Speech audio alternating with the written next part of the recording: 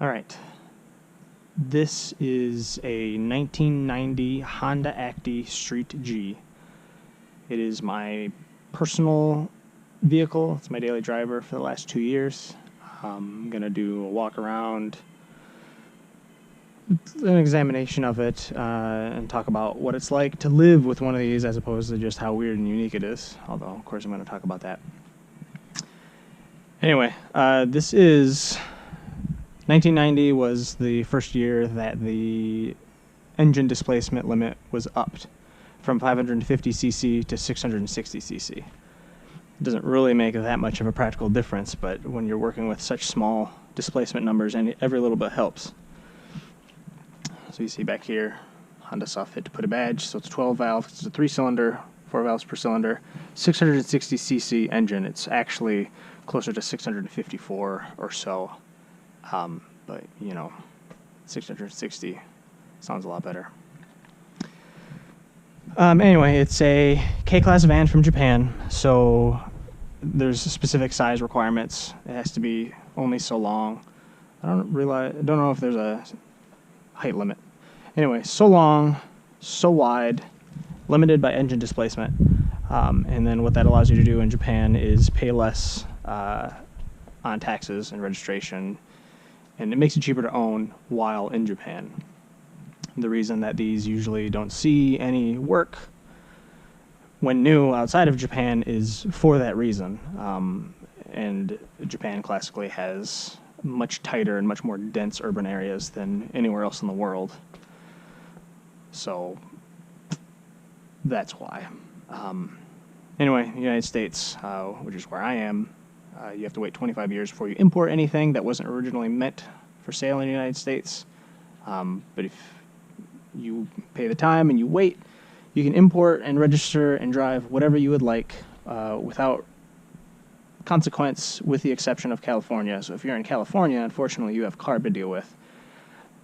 There's ways around it, because I know there's people that are driving stuff like this in California, but you have to get a CARB exemption. But again, I don't live in California, and I don't know the details, but I do know that that's the reason why. Anytime you look at certain people talking about these, they say, yeah, totally legal in the United States, except California. And that's a state thing, not a federal thing. They're all federally legal. Anyway. So, every K-van and K-truck, and a K-truck would be exactly like this, and they're more popular, but it cuts off right here, and then this is a flatbed. But it's the same platform, wheels, chassis, dimensions, everything.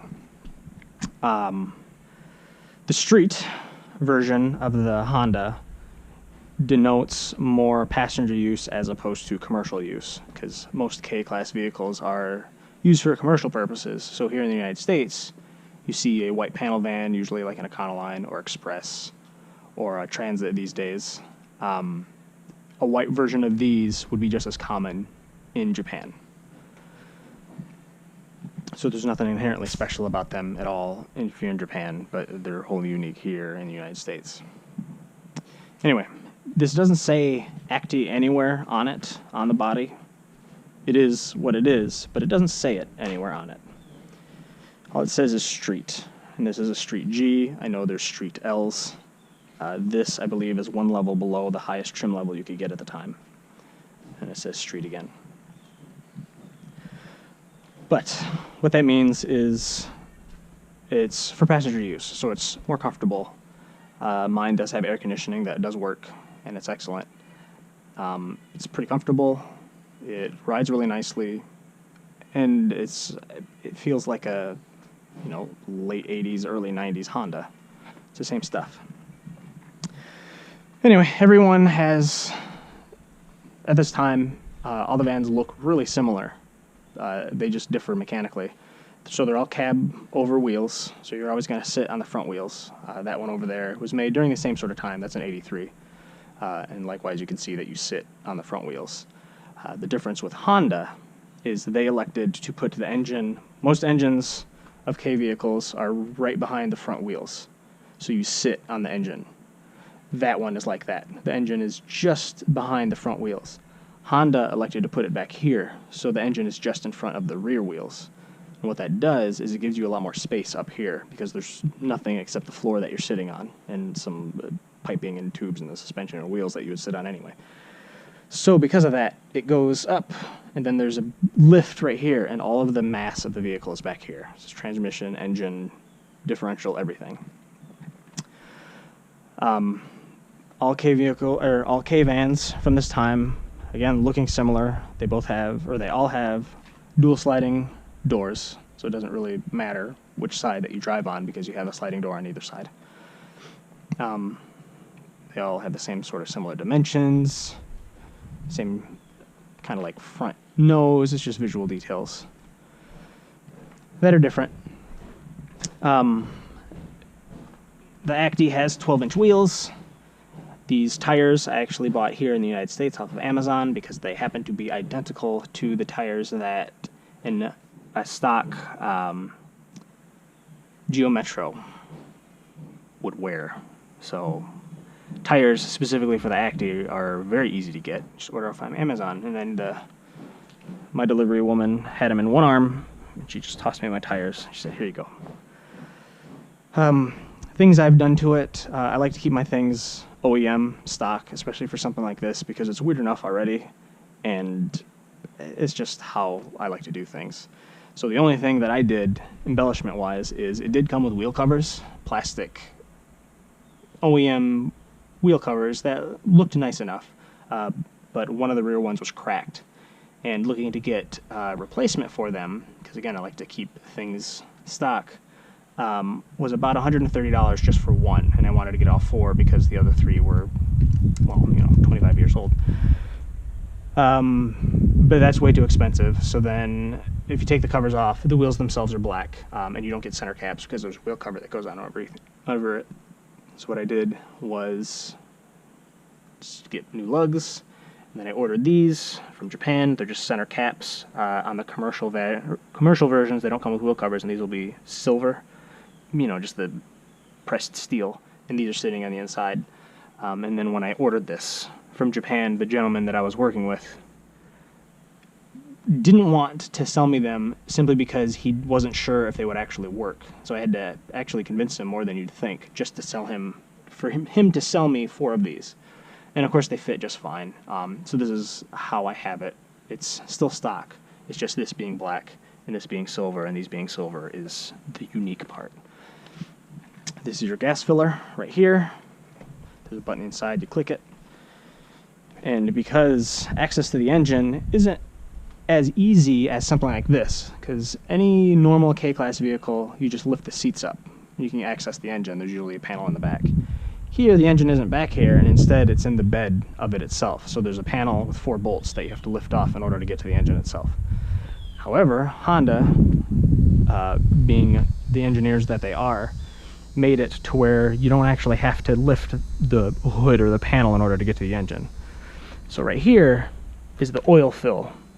So anytime you change the oil, this is how you refill the oil and engine back in. The filter is just underneath. It's really easy to get to. And then you're like, oh, but how do you check the oil, the dipstick?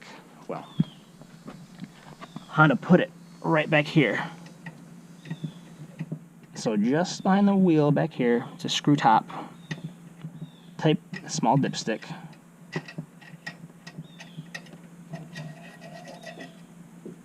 And there you go.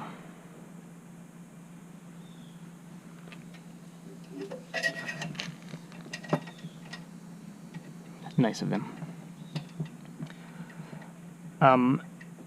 Mine does have small cosmetic issues. This is the worst of it.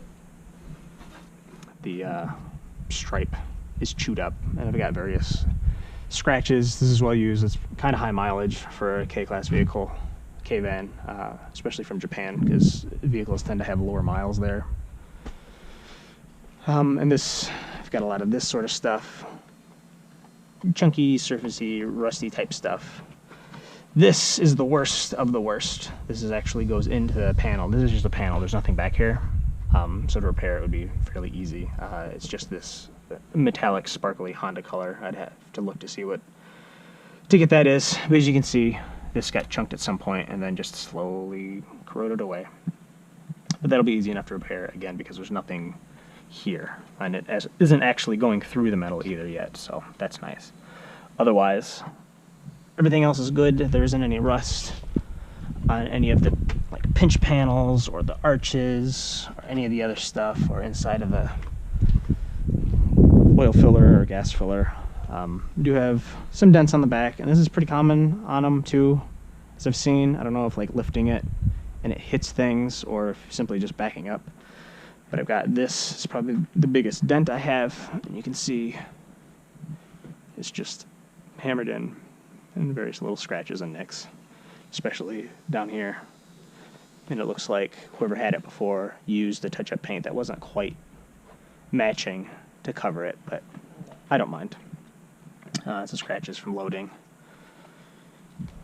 And then another small dent and scratches here on this end. This side is really nice, driver's side. The stripe is complete. Have some scratches and things from keys, and the handles themselves are 30 years old. And there's this right here too. Just chewed up. But otherwise, everything else is pretty nice. There was a scratch here, there it is. Nick. Windshield's good, seals are good, rubber's good, everything's functional. Since I've had it here in Florida, the lights, you can see the difference, hopefully. They've been getting yellower, so I'm going to have to go through and clean those as well.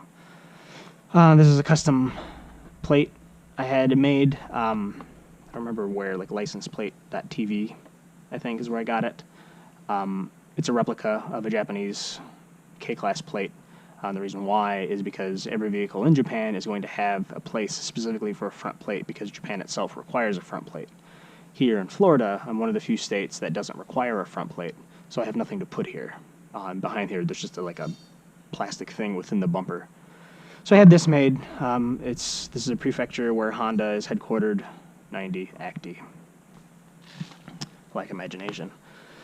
The paint's held up really well. There isn't any fading or hazing or anything anywhere. There is on all the plastic, so you can see right here, just sort of sun damage and age. I did also replace these trim pieces here because they were very sun damaged, and I attempted to just plasti dip them black because I had some left over just to give it a matte sort of finish and kind of fill in. But I ended up breaking this one, so I just ordered replacements. They were pretty expensive. They were about $60 a piece. But you can get OEM trim for your strange little van in the United States. These have been on it the whole time, I'm pretty sure. These are, again, common in Japan on every vehicle. And it just allows you to roll the window down while it's raining and have airflow without water going in. But these are on all the doors. All the rubber seals are good. These windows don't roll down. It came pre-tinted from Japan, this window and those two in the rear. So I had it matched here with these two windows tinted, and I think it looks pretty good. It's a little dark, but... and this is the other trim piece I had replaced. Other than that, it's excellent. And also, I love this vehicle. Love it. That's why I daily drive this weird little thing instead of all the other vehicles that I could be driving. So let's go inside. So being Japanese, it is right-hand drive. I didn't clean this at all either because I just don't care. But also, this is just what it looks like normally. So you can open up everything. Got a nice big space back here. And again, the floor is pretty high because the engine and everything is underneath here, which is right here. So as you can see, just in front of the rear wheels. And story about that is I pulled up next to a guy with a Acura NSX, which is a Honda NSX if you're in Japan. And I was like, hey, you know, buddies, because I'm also driving a manual transmissioned rear-wheel drive, mid-engined, early 90s Honda. And he wasn't having it. He was like all up his own ass. I don't know why people got to be like that, but you know, I thought it was fun. So, you know, whatever. People are how they are. So anyway, this is it fully opened. Both sliding doors open fully. Get a lot of space to come in. You get a lot of room up front. Less in the back, but it's still not bad at all. And to go back to here. Back here you have tie downs that are placed, that are welded to the actual body itself. So you get 4 of them right here on the bottom. And you have these poles as well, which are these pretty sturdy metal rods that are threaded between the metal panels and the windows. And I just carry various bungee cords to loop through, because there's spaces for the carpet. To hold whatever, because this is larger than most things that you're going to be carrying, and so you need to secure them so they don't slide around. Insanely practical. Every vehicle from this generation, K-wise, so K-trucks, K-cars, K-vans, well, K-trucks, nobody's sitting in the back seat anyway, but they don't come with rear seat belts. So my wife bought me this, and what I do, and this thing is not safe at all, so this is more just for a peace of mind, but what I'll do is I'll simply loop this through, and it'll stretch out to go in front for the rear. So if somebody wants a seatbelt, they can have this back here. Because, I mean, I still can't stop. Hold them in their seat. Otherwise, no seatbelts in the rear. You get them in the front, though. The rear seats fold flat. And this seat also folds flat, so you get about 6 feet, just under, I believe, of flat space. And then you get this whole area to store stuff, so you get actually a ton of room. We have camped in this before. We drove it to Key Largo, and I'm in Sarasota, which is just south of Tampa. Didn't take the interstate as a matter of principle on my end. Otherwise, the van did great. And it was fairly comfortable in here, considering how small it should be. And I don't know what these are. But from what I've seen, they're in every K-van that I've ever looked at. They're some sort of bar. I had a little tag that came with it, and it probably explained what it was for, but I don't speak Japanese, so of course. I don't have the original floor mats that came with it, and they've been on it the whole time, so the carpet underneath is in really good shape. The driver's side is worn. There's a Honda rubber thing here that's since been worn away. The interior is worn well, if that makes sense. So here. So the steering wheel itself is worn down where your hands sit while you're driving it, but it was taken care of. So like the dash is in pretty good shape. Nothing's broken, nothing's distraught. Even the doors. The worst offender is this top portion right here. I don't know if it'll show up in the glare. You can see it right here. It's just sun bleached. But it's holding up just fine. It just looks worse. That one has it too, but not as bad. Like I said, it's a 5-speed manual. If you've never driven a Japanese vehicle where it's right-hand drive, everything's the same. So that's the clutch pedal, brake, gas. Shift pattern's the same. So it's not nearly as weird as you think. The biggest issue I had is the turn signal stock. Normally, if you're in the United States, and this isn't all cars, but if you're sitting over here, your free hand is over here, so this is where your blinker is. Here it's flipped. Your blinker's over here, because that's your free hand, because you're too busy shifting and driving with this. Mine does have air conditioning, and it does work. It's weak by virtue of only having 660 cc to play with. So you can certainly feel it when you have it on, but it's excellent. It's very excellent to have, especially in Florida. And now that I've got my windows tinted, it works pretty well. I do have an RPM gauge that's somewhat uncommon for K vehicles. A lot of guys that'll get Vans like these that don't come with RPM gauge will have them, one that they add stuck somewhere, stuck to the dash, because it is really handy to have. Otherwise, what they would normally do is they'll give you shift points on the speedometer itself with like 1, 2, 3, telling you which gear you should be in if you're up to those speeds. Fuel economy is pretty good. I generally get high 30s, low 40s. It could probably be a lot higher, but I'm always ringing this out just to keep up with everybody. And I go faster than most people, even off the line, just because how people are like afraid of their car. All the power in the band is between 400 and 500 RPM. So you can go higher. It actually has an 8500 red line, except anything past 5,000 RPM, there's not any power up there. Like the pull is between 4 and 5. So generally that's where you go. The benefit of that, however, though, is when you need to go faster, because this will do 80 if you really want it to. You'll crawl out of the power band, but at least you have all this rev range to play with, so those are the speeds you can hit. You don't have any power, so if somebody, like, say, cuts you off and slows you down while you're on the highway, it's going to take you a while to get back up to it. But at least you have that capability. There is a higher trim level version of this. I'm not exactly sure if the Street L is the higher trim level or not, but it would come with a clock here, just a green LCD display clock sitting in there. Since I have the upmarket Honda tape player, I get my time right here, although this doesn't light up.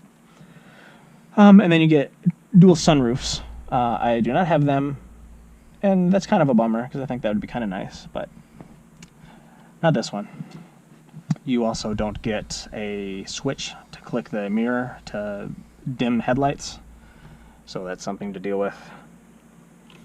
The steering wheel is tiltable, which is nice. I have it max. Seating position is good. Sightlines are really good.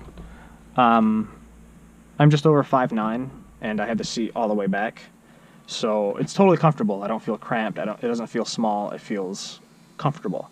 However, if you're any taller than me, I would assume you'd start to feel claustrophobic, because I can't move the seat further back at all. You could probably rig something up, because these are just 4 bolts holding this on a rail, so you could probably rig something up to push you even further back. But stock-wise, tall people are going to have a problem with this. It's totally stock in here. I don't even have the head unit replaced. I've got the OEM speakers. There's only 2. I believe there was an option to have a bar back there with 2 larger speakers pointing forward.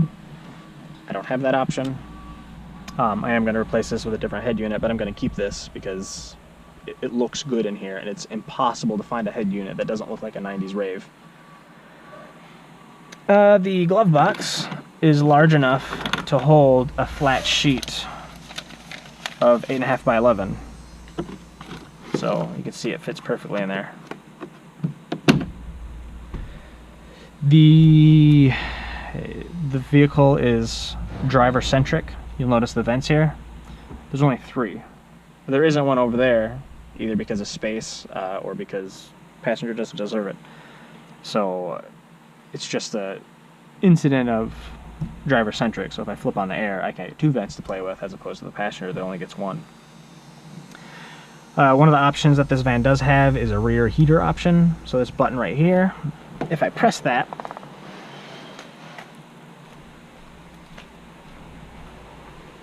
come over here,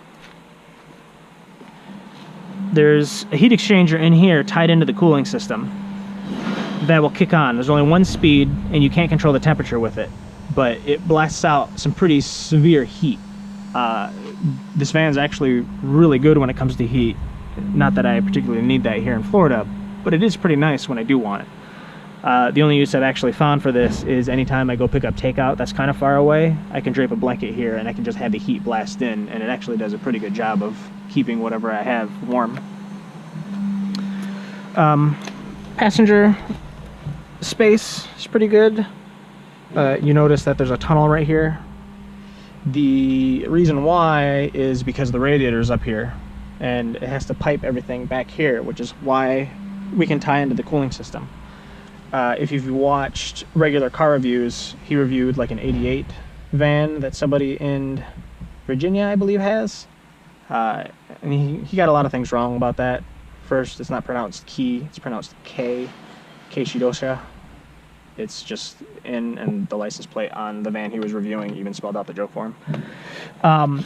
And he got confused and thought the air conditioner condenser was the radiator. It's not. Radiator's up here, just like every other vehicle. I don't know if you'll be able to see it, but it's back here. It's pretty small, but that's what that space is for. So, I don't sit over here often, but my wife doesn't usually complain about it, so it can't be too bad. A lot of other things are up here. So like there's the heat exchanger up here for the heater itself, or heater core, sorry. Radiator. And here's the master cylinder for the brakes. And then if you see down here, here's the actual brake cylinder itself. It's dual cylinder and it's power assisted. So the brakes work really well considering this weighs very little. The other thing the regular car review guy was saying was that the gas pedal is really sensitive. I don't understand what that is. You get a lot of travel. So I guess that's a thing.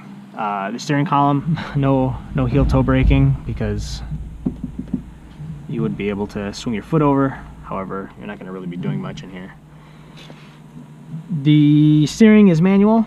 It's not power assisted. However, that doesn't matter because the wheels are small and it's just really easy to turn. The air conditioner bits are right here. Sits underneath the driver's seat. The passenger seat's totally empty. Transmission shift's nice. It's, you know, an early Honda transmission, so it's good. Horn works. Everything works. All the lights work. I have these panels back here, so this is the toolkit. I have a jack and a bag of wrenches and pliers and things to take lug nuts off. The other side,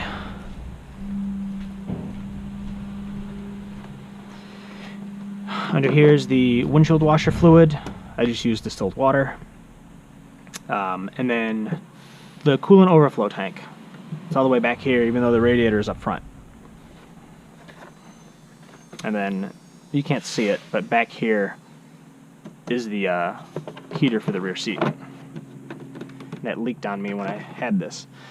Speaking of things that I've had to do since I've had this, replaced the tires, replaced both front rotors and both rear drums and all the brake hardware. The tires were in pretty poor shape when I got it. It wobbled at speed. It was strictly the tires. It pulsed under braking. That was strictly the rotors. And I didn't know when the last time the brake hardware was done, so I simply just did it all as a matter of principle. Getting parts for this is easy. You just have to plan in advance. So for instance, this is carbureted. It's a 3-cylinder, 660cc, carbureted, actually aspirated engine that sits under here. The carburetor itself is an electronic carburetor. So it has an automatic choke, and there's 2 solenoids in it that regulate the air-fuel mixture depending on which revs you are. So my high-speed solenoid went bad, so what would happen is I'd give it fuel to take off, and it would sputter. Wouldn't stall, but it would sputter and run terribly because that solenoid had failed, probably open, and it was letting too much air in, or not enough, whatever. So I ordered those replacement and spent probably about 4 hours. And I learn a lot of mechanical stuff on this because you can't exactly take this somewhere and expect them to know what the hell you're talking about. But it took me just a little bit. I had to lift the panel off, had to take the carburetor out, replace those 2 solenoids. And that was probably the most involved thing that I've done with this.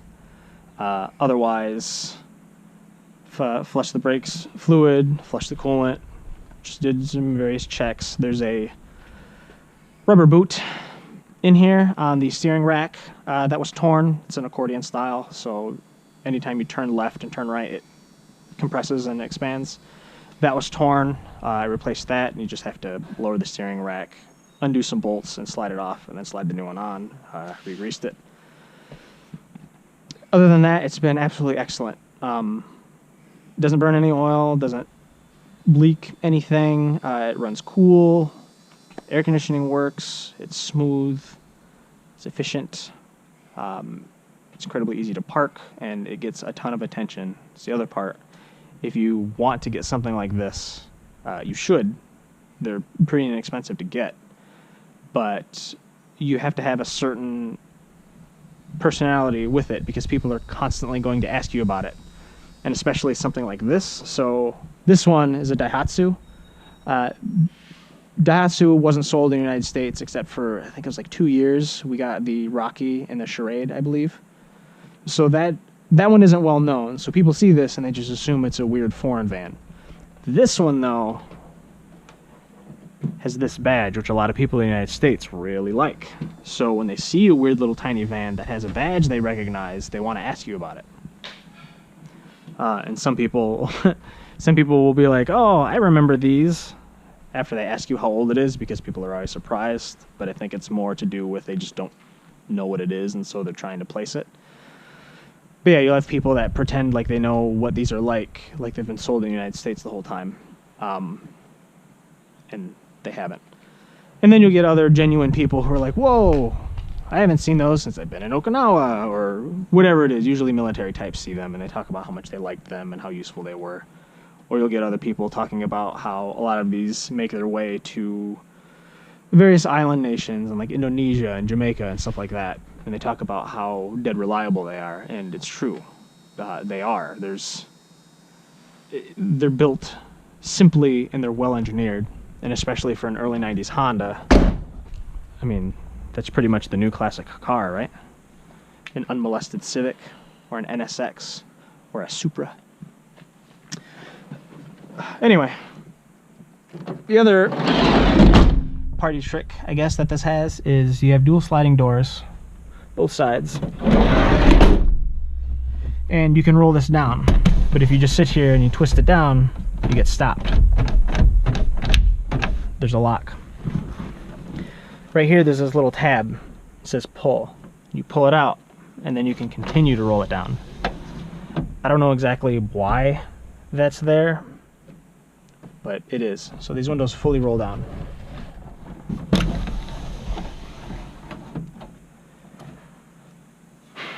And you got that. And all the seats are in good condition. I know I keep jumping around. But there's no tears. They're worn, but nicely worn, like a good pair of shoes that's been worn and taken care of. And usually when you look at anything from Japan used in like a commercial style flavor that somebody's had for a long time, the seats are usually in bad shape. So certain things like the bolster here will be worn. This piping is usually worn, and then this edge of the seat is usually worn from people's asses coming in and out and in and out and in and out over and over and over again. This one's not, and I actually haven't seen many, because this color combination is actually fairly common. You'll see other people, especially in the United States, that have Acty vans that are this color and this brown interior.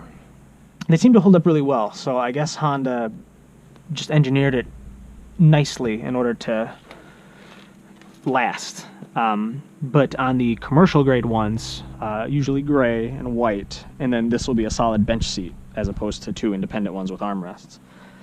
And the seats will be vinyl, but what they'll do is they'll have a corner right here. It's a little triangle, a right triangle. That's this big vinyl pad, and that is specifically to deal with the constant coming in and out of the driver.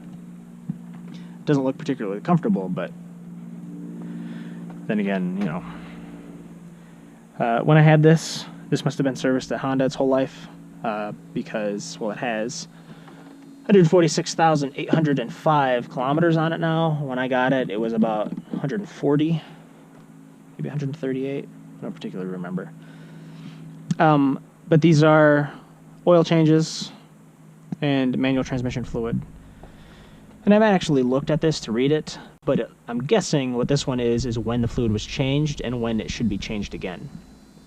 So likewise on this, I suppose that wouldn't be true for here. Either way. I've been changing it with the Mobile One synthetic, full synthetic. Just a matter of principle. I'm sure it doesn't particularly need it. But that's what I do. And I do it at home. Going back to parts, the most expensive consumable item that you'll spend, or the most expensive item that you'll buy, will be the air filter. There's a canister. I can't easily show it because it'll get all upside down and look weird as this thing is strapped to my head. But there's a plastic cylinder back here, and then you unclip it, and you take the lid off, and there's a screw-in filter with a wing nut. Or sorry, there's just a filter that clicks on, and then there's a nut to screw it on. So the air filter for this is a little canister filter about this big, and I can't find some sort of replacement that you could get over here to use instead of that. You could probably get like a cone filter and just replace the whole intake aspect, except it's exposed to the road, and the reason why that plastic cylinder is there is to keep gunk off of it. If it was raised up or the intake were somewhere else, then sure, but it wouldn't be a good idea if you don't have a hood to put over it. Oil filters, however, modern OEM Civic oil filters work on this. I don't have a particular part number for you or anything, but I do know that I can get 5 of them off of Amazon, official Honda oil filters, for about 40 bucks. And that's what I've been using this whole time. Front windows roll all the way down. All Japanese cars come with a cool flare.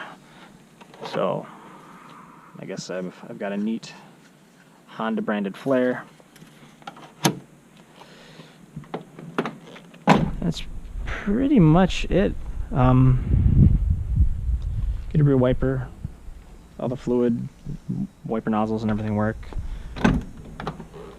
Here's the gas tank itself, or intake. The tank is actually right here, just underneath.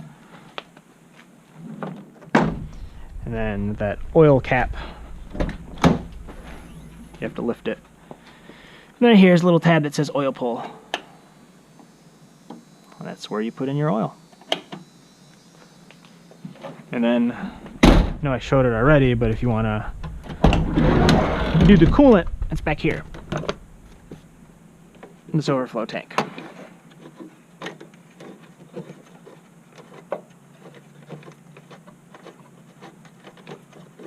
But the hardest job that I've had to do wasn't the carburetor, it was that boot up front on the steering rack. So there you go.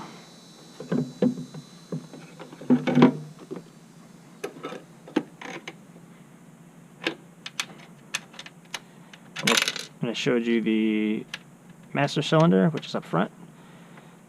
And that's all your fluids.